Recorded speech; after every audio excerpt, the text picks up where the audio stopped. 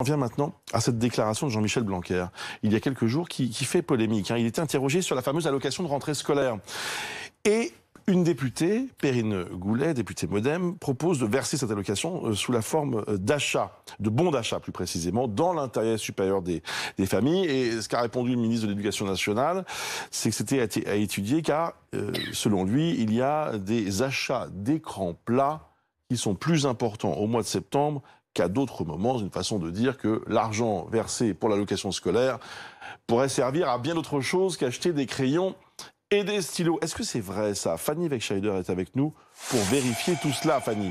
Eh bien, on va le voir, c'est pas tout à fait vrai. Tout d'abord, il faut rappeler que cette idée d'hypothétique détournement de l'ARS, l'allocation de rentrée scolaire pour des achats de téléviseurs, elle n'est pas nouvelle. En 2008 déjà, le député UMP Édouard Courtial avait évoqué à la télévision des achats de téléviseurs. Il avait récidivé en 2010 et en 2013. Alors concrètement, c'est quoi l'ARS? Vous allez voir, c'est une aide, elle est distribuée au mois d'août à environ 3 millions de familles aux revenus modestes. Ça concerne environ 5 millions d'enfants scolarisés de 6 à 18 ans. Jusqu'à 20 ans à Mayotte.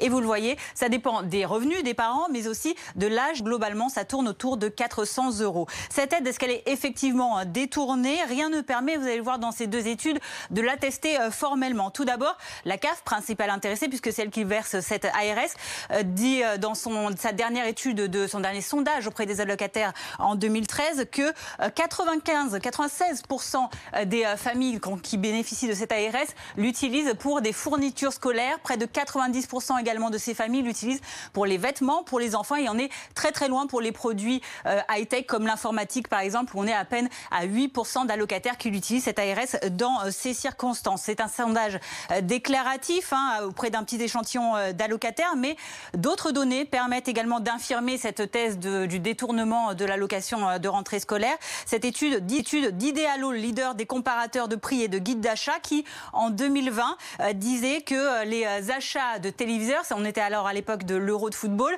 les achats de téléviseurs n'étaient pas plus élevés, étaient même moins élevés au mois d'août-septembre, donc à la rentrée, qu'au mois de juillet. Et de manière générale, les produits high-tech se vendent beaucoup plus à la période du Black Friday au mois de novembre, ou alors pendant les fêtes de fin d'année, entre décembre et janvier. Des personnalités politiques ont d'ailleurs aussi rejeté cette hypothèse du détournement du montant de l'ARS. Oui, c'est notamment le cas d'Agnès Buzyn en 2017. Elle était alors ministre de la Santé.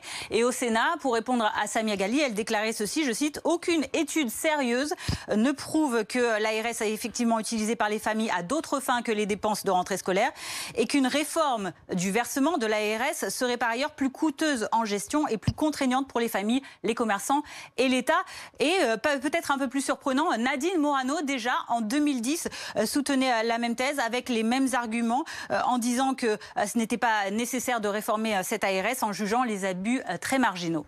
Merci beaucoup pour ces explications, Fanny Wegscheider.